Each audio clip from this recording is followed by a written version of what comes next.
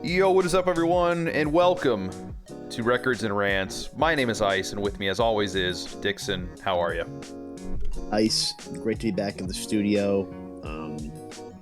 We're talking about our series. This is part 2 in a series we're doing, I guess, huh?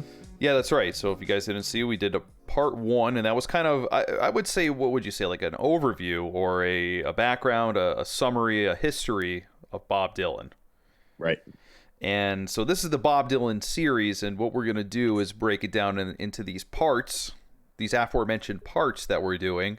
And Yep. and yeah, so yeah, the last episode, you know, we kind of did an overview of Bob Dylan, and now today we're talking about the folk of Bob Dylan, which is interesting to me in many ways because so this is how we got to start, you say. Right. He's definitely a folk musician, a folk singer, influenced heavily by Woody Guthrie, and made his way into the Greenwich Village, New York City folk scene, became a staple there, and kind of expanded from there. Right. I mean, I guess the reason that I say it's so interesting is because I feel like a lot of the songs that I've heard from Bob Dylan aren't like folky. If that makes any sense. I understand. Yeah, absolutely. Yeah, it's I know, and I know we discussed this in part 1, but you said he has a huge repertoire and he has a huge what am I trying to say? He's very spread out amongst his genres, you could say, and you can't really pin him down, I guess is what you're saying. Yeah. Yes, I would definitely. That's definitely a good analysis. We're going based on, like I said, there's different eras to talk about Dylan stuff, but yeah, the playlist, the lineup I sent Ice is Bob Dylan folk song. Shout out to BC Peachy on YouTube. Pretty comprehensive list, 36 videos. Yeah, he did a good job of putting this together, of just putting them all in one separate thing. Because who would take the time to do this, you know? Yeah, seriously. I mean, it really was very comprehensive because you gave me a handful of songs to listen to, which I'll list right now so we can get that out of the way. You're No Good, Blowing in the Wind, Masters of War, Boots of Spanish Leather, It Ain't Me, Babe, Don't Think Twice, It's All Right. Oh my gosh. See, now, this is because the Dylan folk stuff, I don't think you're going to like all that much. I don't think you're going to like any of this music. But I think that these are items that to listen to his whole folk catalog, it's exhaustive. I'm not a huge fan of all of it, but those are kind of like different eras, different facets. Yet You're No Good was one of the first songs he ever released. It's a good way to kind of get into like the protest vibe and then kind of see where things were going in the mid 60s. You could tell he's kind of evolving his lyrics. He was very much into the American roots, those very traditional kind of simple songs. Yeah. And he kind of expanded his writing from there. So, like, I mean, when you say simple songs, because when I was listening to these, they're mainly just guitar and harmonica, and that's it. It's like a simple strumming pattern. I'm not saying that it's an easy song to play.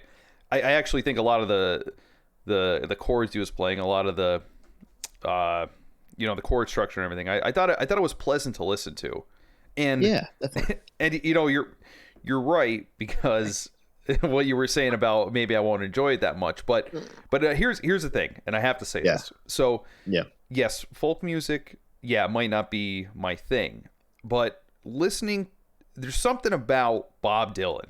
Okay, there's something about Bob Dylan that makes it, I don't even want to say accessible, it just makes it entertaining. It makes me want to listen, I guess. He has some kind of uniqueness to him that I can't really attribute to anyone else. Like, I hate to go back to the National. I really do. But absolutely need to go back there, but we are. So when you made me listen to that album, when you forced me to, when you held me at gunpoint and made me, when you held me at gunpoint in Minecraft and made me do that, I knew that it wasn't my kind of music, but at the same time, I didn't enjoy listening to it. It wasn't like, okay, I can understand why people like this. And I'm sorry, Dixon, I know you really like it, but I thought in my head, I'm like, I can't see why people like this. But then I listened to Bob Dylan, the folk music that he has, and I did enjoy some songs. And at the same time, I was like, okay, I get it. I understand. even in the beginning era when he was doing this folk music, I understand why people like him, and I did actually enjoy some of the songs. Well, that's good. I'm glad to hear that. And just to go over this list that I sent you, Yeah. just to kind of, you're saying you kind of put in perspective, kind of like not being able to pin them down. So It's All Over Now, Baby Blue, a song that's covered by the Dead. The great Jerry Garcia Band is basically, that was one of their highest rotated songs when they would play live. Mr. Tambourine Man, covered by the Byrds, hit for the Byrds. It Ain't Me, Babe, which you listened to, covered by the Turtles, which was a hit for the Turtles. My Back Pages, covered by the Byrds, and was a hit for the Byrds. The Byrds would not exist without Bob Dylan. Yeah, it kind of sounds catalog is covered. Yeah, it kind of sounds like it. All on the Watchtower is a Bob Dylan song, but it really became a Jimi Hendrix song in reality. Yeah, you know what I mean? I had no idea. Yeah, so it's just this era of Bob Dylan, the impact that he had, and I guess why people were so pissed and stunned when he went quote electric. Yeah, I guess you can kind of see maybe why, because in just a short span of albums, say 5 albums, it was bands listening to them, people listening to them, becoming inspired, and then going from there, you know. And you were saying too, like, I really appreciate your take on this, because you as a producer, as a songwriter, as a musician, at the very least, to listen to Dylan and kind of get an idea of writing and structure and imagery, that kind of thing. I think it's kind of beneficial, you know. Oh yeah, no, definitely. And I really appreciate, I feel like when I listen to a song, like, you could tell when someone has passion, when they really care, or when they're putting their soul into their music. I know that kind of sounds pretentious, but like, listening to these songs, I really appreciate it, because I felt that. I felt like he was like putting his all into these songs. And what you were saying about him switching up, yeah, like, I could understand why fans of his would be upset about it. It would be like, I don't know, let's take I don't know, Jimmy Buffett. He does his island. Okay. He does his island stuff, and then the next day he says, "Oh, I'm gonna start doing metal or something like that." like a crazy switch up, right? So the people that are fans of Jimmy Buffett would probably not be happy, and they probably wouldn't want to go see his music. Right. So I think that's what, I guess I could put myself in the mindset of a fan of Bob Dylan in that era, and saying, you know, you kind of betrayed us. You're sitting there, you know, strumming your guitar, finger picking, whatever, doing the harmonica, and now you're playing the electric guitar. I mean, that really is a switch up right there. And the thing is with Dylan too, is there's so many, like, just in this era of folk, Dylan's harmonica, he's like wailing on that harmonica. It's like punk rock. Like, oh my god! If you have headphones in, it would like knock your head off. It's like really loud, you know. Yeah, he really. I liked the inclusion of that. I really did. That really elevated some of the songs. And again, like I said, I don't go out and seek this music, but it was still good. Good, I'm glad. And then that's awesome. And then that's the very least you could get from it. That's all it is, because I think it's one of those guys you have to listen to, you know. Yeah. And the thing is with Dylan is he had such a diehard fan base in that era, and he still does. But he borrowed freely from traditional musicians. He borrowed freely from blues and folk and you know, those traditional Americana songs, Woody Guthrie, all those kind of things.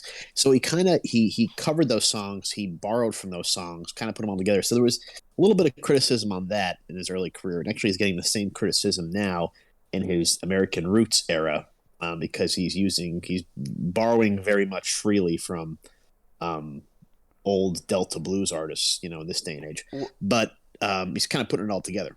So, but when you're saying he's borrowing, are you saying these folk songs that he took something like how do you mean he borrowed freely? Did he take like lyrics or what was it? Yeah, either like chord structures. Okay. You know, lyrics, or he took a lyric and then it was, you know, just in there. Girl from North Country, like that's basically a Bob Dylan song. That's really an old folk song, you know. Okay, I see what you're saying. So he's taking this, and he's covering, claiming it. Okay, I understand. Yeah. So he's almost sampling some things and then just making it his own. Right. That's a good way to put it. Look, I never even thought of that in this day and age. But I don't know. I don't see a problem with that, honestly, because if you're able to take that and turn it into something new and make it your own, I don't see an issue with that. Mm-hmm. Because I'm with you. Yeah. Yeah, like if you, I mean, I can understand if you're taking it wholly, then yeah. I mean, and what's to say about the other people that stole all of his music Right. and cover all of Yeah. his music that made their careers off that? But anyway. Exactly. There's I guarantee there's fans of maybe not. Maybe if you're a fan of the Birds, you're kind of into Dylan. But if you're kind of just listening to the Birds, which was David Crosby from Crosby, Stills, Nash and Young, that was his kind of first band. Mm-hmm. They covered Dylan. Like I said, half of their catalog was Dylan covers. Their career is based on Dylan covers. You've probably heard their songs without even realizing it, just on the radio, and they're Dylan covers. You might not know that, you know. And that's the thing is with Jimi Hendrix. I don't think anybody knows that All Along the Watchtower is written by Dylan. You know? No, I wanted to talk about that too really quick. So All Along the Watchtower, that's probably one of my favorite songs, probably ever. I know. I love the Jimi Hendrix version. I know Dave Matthews. That's how I was introduced to it. And then I found its roots. But I love that song. I absolutely love it. But now, did Dylan write the lyrics to that song? Yeah, that was a Dylan song. I consider it a Jimi Hendrix song at this point. In reality, I mean, the Dylan version is good. The Jimi Hendrix version is 10 times better. And even what I noticed too is Guns N' Roses, knocking on Heaven's Door. If you ask people at our favorite local watering hole, which people have done on occasion, they don't know that Bob Dylan wrote that song. They have no idea. They think it's Guns N' Roses. What? Really? Knocking on Heaven's Door? Yeah. See, this is incredible because all these songs, and then you would have no idea. Now, did he give permission for these kind of things, or what's the deal here? How does that work with covers? Do you have to now I know My Back Page I don't know. By the Byrds. My Back Page is by the Byrds and by Bob Dylan. There's different lyrics at certain points. I don't know. Dylan will play what I don't think he has. On Bob Dylan's website, you could go to he has a set list for every concert he's ever played ever. And you could see like how many times the song was played or the last time it was played. I don't think he's played My Back Pages in a while, but I'm pretty sure he will change the lyrics. Like he'll add things or take things away when and if he does play it live. So I think it's kind of like there's multiple versions out there, kind of thing. And it's like, okay, well, what am I gonna do? Okay, I see. Yeah. I got it. I mean, yeah. I don't know.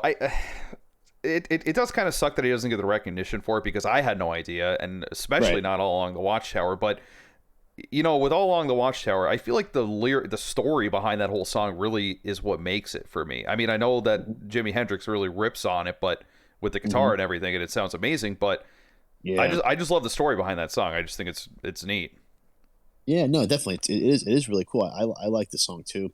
Now, did you notice too on some of the songs a difference in his vocal range, his vocal sound, like on the song "You're No Good" versus "Don't Think Twice, It's All Right," or "Boots of Spanish Leather." Yeah, different pitches, different kind of thing.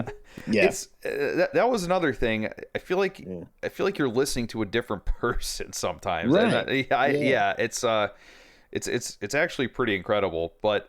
I did notice that in the selection that you gave me. Yeah, so I really have. This is super important. That we have to talk about. Okay. Boots of Spanish leather, right? I think that is the most underrated song of all time. I think it is one of, if not the greatest song of all time. Really? And I don't think it gets the recognition it deserves in Bob Dylan's catalog. Now, why do you say that? The lyrics, just the lyrics and the setup are just incredible. So the basic story is the girl's moving away. Yeah. And she's like, hey, she's writing a letter like, hey, what do you want me to send you when I go on a trip? Or when I leave you, basically. He's like, oh, that's awesome. Like, you're going on a trip. No big deal. I'll just see you soon. And she's like, are you sure you don't want anything? You sure you don't want to remember me by something? He's like, well, basically, like, what are you talking about? Like, you're going to be coming back. And they go back and forth with this a couple times. And she's like, no, I'm not coming back. Do you want me to send you something? And he's like, okay, fine, send me boots. Send me Send me a pair of boots. boots, you bitch, and leaving me cold and heartless, you know. So the lyric I love is in the one part of the song, one of his letters. It's just carry yourself back to me unspoiled from across that lonesome ocean.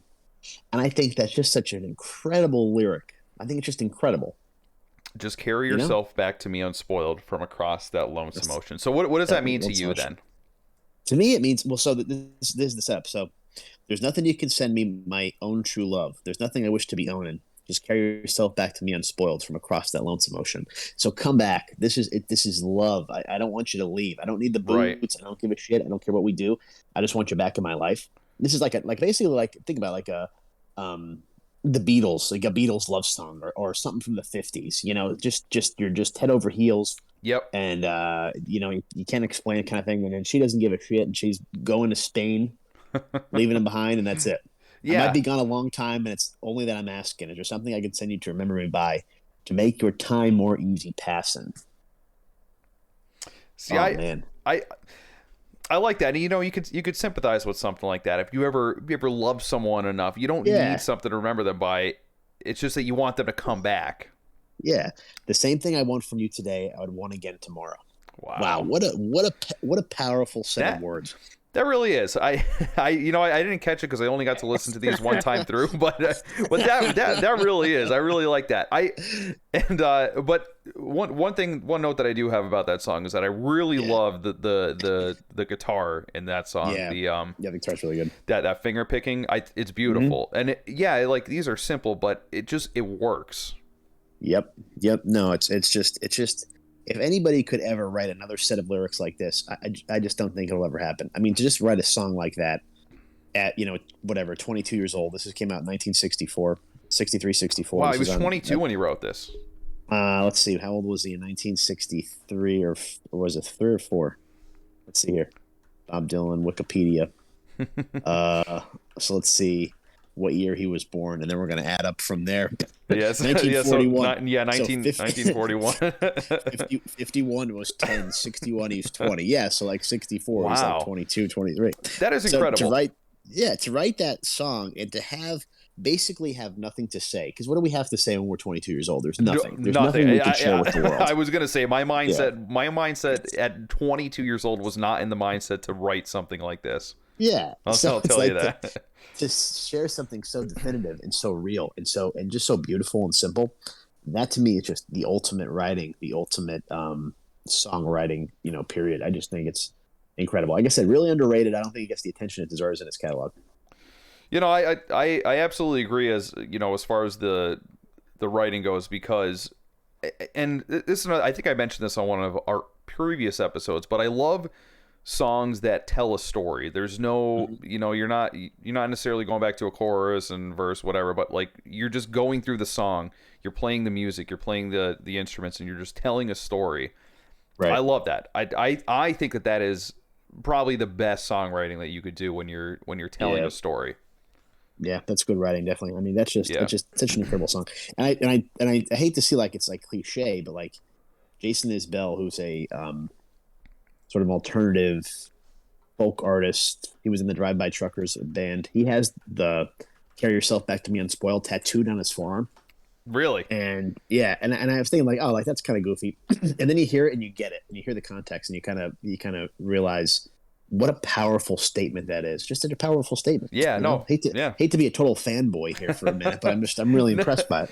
No, it really is. Now, one thing Yeah. that I really related with, as lyric wise, was "Don't think twice, it's all right." Mm-hmm.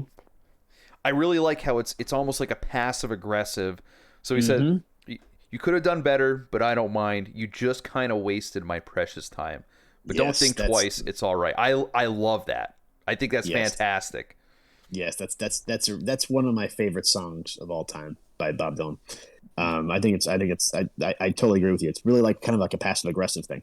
Yeah, and it really does speak to, I guess, like relationships and things like that, because I mean, when you're giving your all for someone, and that's the way that I take it, is Right. that when you're giving your all for someone, they don't give it back, and then they just leave or whatever the case may be.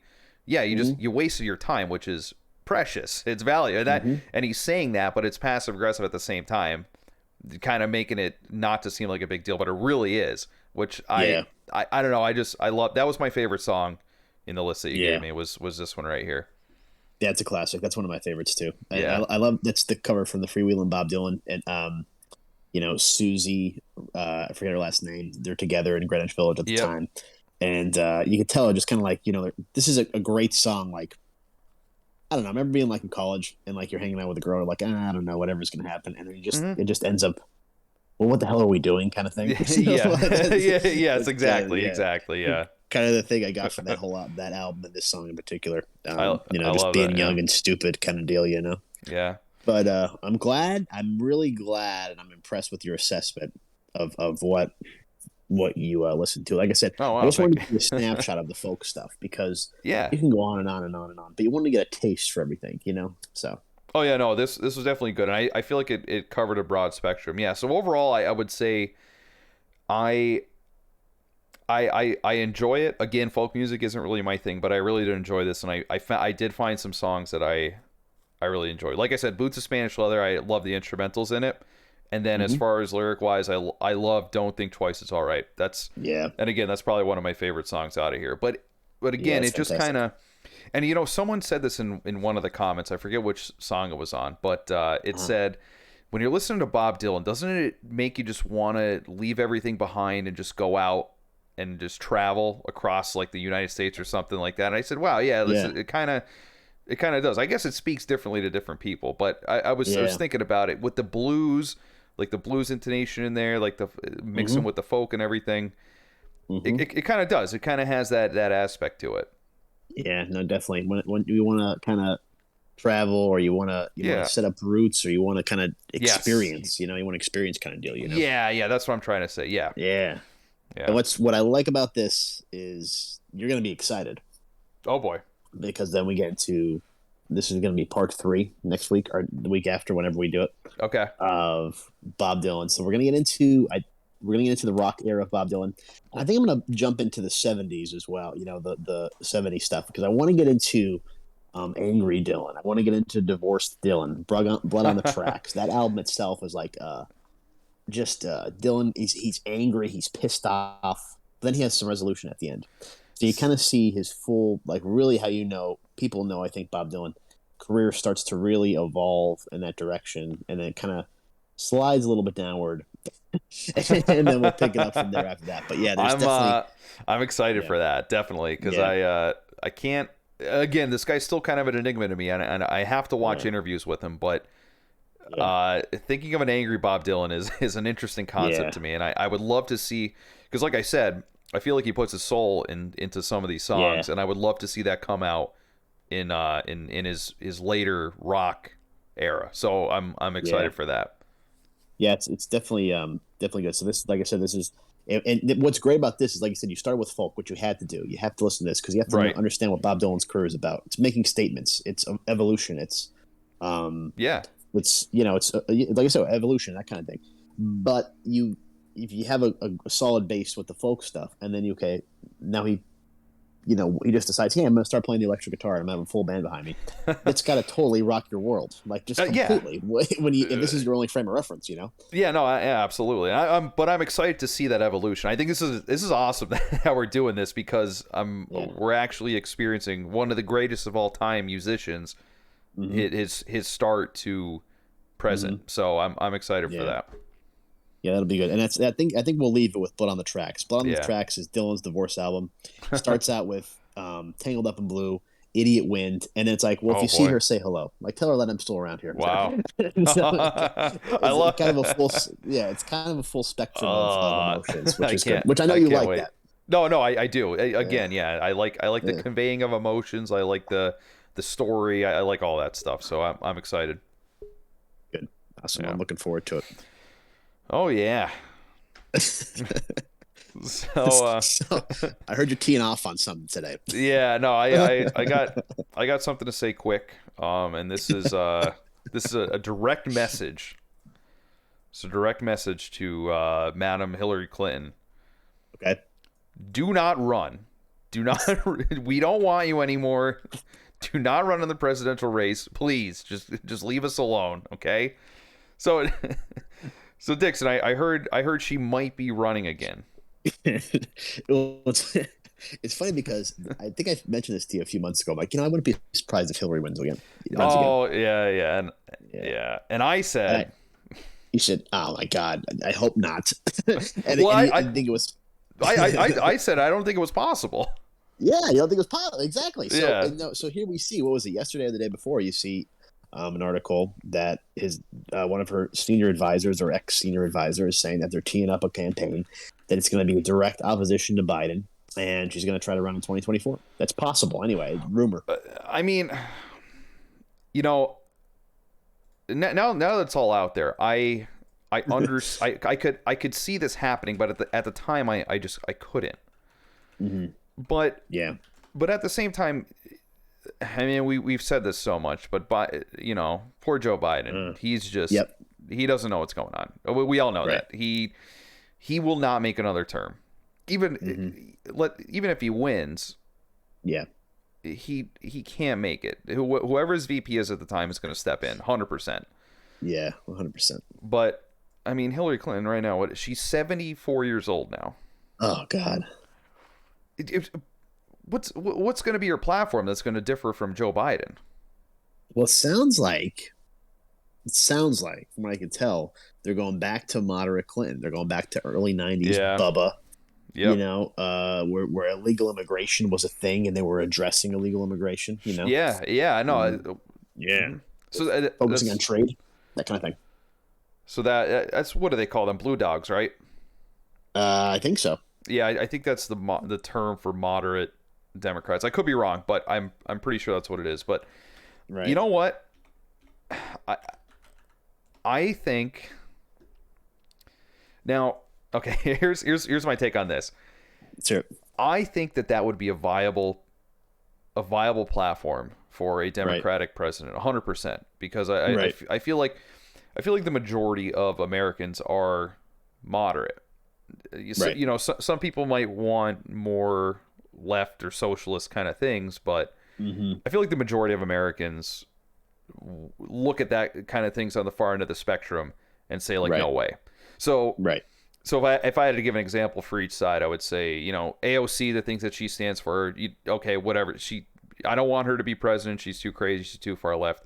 Then you have Ron DeSantis. I feel like, while a lot of people do support him, I feel like if you put him up for all of America to vote on, I don't think he would win. And we talked about this because I think he's too far to the right. I feel like some of this stuff would be, not, palatable for the voting, the voting public. But I really do think that if Clinton ran on that position, the blue dog, I feel like that might work. But at the same time, and I hate to say this, Hillary Clinton is not a likable person.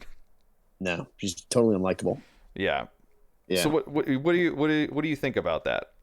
What do you think? Let's say she. Well, first of all, what do you think the chances are of her running?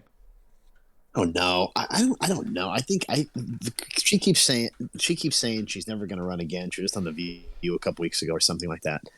She's such a I don't know if she's really an egomaniac, but her whole existence is based on that office. Yeah, like that's it. That's all she wants to do. So I can definitely see her running again. I think and one of the things that I read about her campaign in 2016 is that she really didn't know what she wanted to do. She just knew she wanted to be president, and she had some kind of ideas and stuff. But she's like, okay, well, I'm going to run, and then I'll probably win because Obama's out of the realm now. Yeah, he's been there, done that. I have a fresh start now. It's she had some good support in the 2008 primaries and stuff. So yeah, she's like, okay, well, I'm gonna run for president and win, and okay, well, that didn't work out. But she never had a complete solid outline. Nobody knew what their strategy was, where they were going to go, or what their focus was.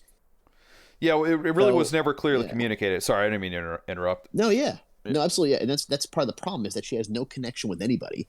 She doesn't want to create a connection with anybody. She just wants to be president. That's it.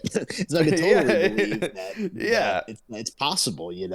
I think that Biden's biggest thing is his biggest liability is Kamala Harris. I really do. Absolutely. Yeah, absolutely. I think she's more unlikable than Hillary. And the difference between Yeah. Hillary and Kamala is they recognize that Kamala's unlikable, so they Hmm. keep her hidden away. She's very seldom in the public eye like she was gonna be. Like we thought she was gonna be. Hmm. Um, went to the demilitarized zone in North Korea and said North Korea is a great ally of the United States. Yeah. She doesn't do the talk shows like she used to, where she's there with that cackling laugh. Oh my Oh, god, it goes right I, through you. yeah, I couldn't stand her. You know what? You're right though, Dixon. She is more Yeah, unlikable than Hillary Clinton, and maybe they see that yeah, because, well, I guess. Well, let me ask you this really quick. Do you think yeah. Biden? I don't know how this would even work, but is Biden going to step down and have Kamala run? Hmm. You know, I just don't understand what's going to happen. I don't either. It's a weird era. But here, I'll tell you this. I'll tell you this. All right, let's hear It's it. kind of what we just said. If you put up Kamala Harris and Hillary Clinton, I think Hillary Clinton would win, Yeah, I think so too. 100%. So maybe they're seeing that and they're That's saying, "Hey, we have a shot." Yeah, You must know, be evidently. Yeah, seriously, because Biden's on his last leg. God, it's just such a terrible thing to watch. This whole it, thing. it is. I honestly, it's really hard. It's really hard to watch. I'm sorry, but it's like sad at this point. You see the thing, like I think it was a couple of days ago, that he was sort of raised in the Puerto Rican community in Delaware.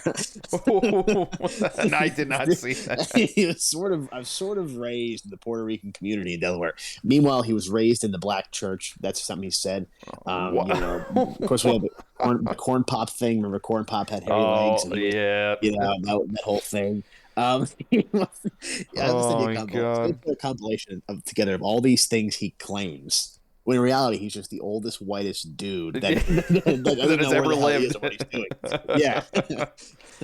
Oh man, It's just it's unbelievable. yeah, it's really sad. I actually remember seeing. I think it was probably a couple days ago. Did you see that clip? I don't even know where he was. He was in like a big like newsroom or something, or maybe it was some like weather station for Okay. Ian, and then he just Oh yeah. he's giving a speech, but then he stops and then he just turns and just I starts saw. walking in to greet everyone there, Yeah, I and saw then that. his handlers are trying to like grab him and stop Oh him. God. Yeah, it Well, was very strange. what an episode. I mean, I just don't know. It's just Yeah. it's really something else. So Yeah, I mean, yeah, so well, I guess good luck, Hillary. I don't know who you're going to be running against on the Republican side, but I guess we'll see. who else do the Republicans have besides you got DeSantis and you have Trump? I don't And who does the media hate more? that's I don't know. That's a good question. Probably Trump, but Yeah. not by a large margin. You know who Yeah. else could run possibly? Who? What about Ted Cruz? Oh yeah, Ted Cruz. Ted Cruz might be. I don't know. Isn't Ted Cruz like really evangelical, like really heavy on the Bible stuff? Yeah. Which I don't disagree with, but it's like maybe a little too extreme at times. Yep. Definitely too extreme for some people to, recruit some independents or Democrats or whatever. He's just so blah. Yeah, no, yeah, I also agree. I don't think he's very likable to the broader American Right. audience. So, I don't know. This might be a boring presidential race. It might Yeah. be. I don't know. We'll see. Yeah. We'll see what happens. I don't know what's going to happen with Trump. Who I don't know. that's all up in the air currently. Who knows? He's got those rallies going on still now. Yeah, So who knows? I think he's going to run regardless of what's going on with any of that trial stuff. I think he's probably still going to try to run. I want to read. I'm not going to buy it. I'll wait until it gets to the library because I don't want to spend any money on it. But Maggie Haberman from the New York Times, the Washington Post, she wrote a book, Confidence Man, and it's about the 2020 election of Trump. And she'd always go after Trump. She covered Trump for decades in New York. She was like on the Trump beat or like used to Really report on Trump. interesting. Yeah. And she wrote this book about Trump. And this is at one point when he was in the hospital for COVID, he wanted to put a Superman T-shirt on under his shirt. And what he wanted to do is he wanted somebody to wheel him out of the hospital, and then he, get to a certain point, and he wanted to stand up and take the shirt and show the Superman logo below the suit or whatever. And I'm like, this would have been fantastic. This is exactly what they took from us when they banned him from Twitter. All these ridiculous things. I'm like, oh my god, that's hilarious. That is so. Yeah. No, I'm just gonna say, can you picture him like telling people that he's gonna do that? That's so funny. Oh my god, it's fantastic. So yeah, it'll be interesting. I mean, and in another Texas politics news, Harry Styles endorsed Beto O'Rourke for the governor of Texas. Really? So an endorsement he needs because Harry Styles is an American citizen. I think isn't he a British citizen? I don't know. Yeah. Didn't he? Who knows? Yeah. He's from Britain. Yeah. What? Great. Yeah, thanks, I know. Thanks, Harry. Yeah, thanks a lot. Beto O'Rourke, does he even have a shot? What's he even up to? I don't know. I guess it's the polls are closer than they have been. Oh, but wow. It's just like annoying. The guy was the mayor, and then he was like a state rep or something. I believe so. Senate Yeah. Lost. Ran for president, lost. Now he's running for governor. Who the hell knows what's going to happen? It's like, why don't you just get a real job? I feel like this guy's like in a never-ending, like just a race, a never-ending political race constantly, and then you just don't hear about him, and then he goes away, and then another race comes up. It's like, okay, Beto O'Rourke's going to be in it. That's just how it is. Oh, Auditor General in New Jersey. Oh, that looks good. Like, is that what it's going to come down to now at this point? Like, you're just going to start going around? Oh man, that'll be interesting to watch too. Yeah, I mean, that will be interesting. Yeah, didn't he? Did they come like pretty close last time? Him and what's his name? Well, when he ran for Senate, it was yeah, closer that's right. than I think people thought. Yeah. So I remember watching those results. Yeah, it was pretty close. I mean, I think the more and more you build up those cities, you got a lot of young professionals coming in. I think in Texas, I mean, I know this has been said for years and years, but they're probably getting a pretty large blue population. Yeah, it's evolving into purple, which is interesting. What's interesting also is that there's all these new polls and studies and things being written about how the Hispanic community is leaving the Democratic Party in droves and joining the Republican Party, which is really interesting. Yeah, I've heard that too. That's so it's going to be this weird kind of tug of war thing going on. That's, it is. Yeah. Wow, what a scenario! I know we're living through a crazy time, Dixon. We really are. Well, glad to be here. Me too, and we're glad to come here every single week to bring you guys the entertainment that you deserve. Truly. All right, so go ahead, smash that like button. Button. Smash that subscribe button. Come on, you guys. Guys, go for it. Yeah, go for it. Leave a comment. Comment your favorite Bob Dylan song. We'll talk yeah. Comment your favorite Bob Dylan song. That's perfect.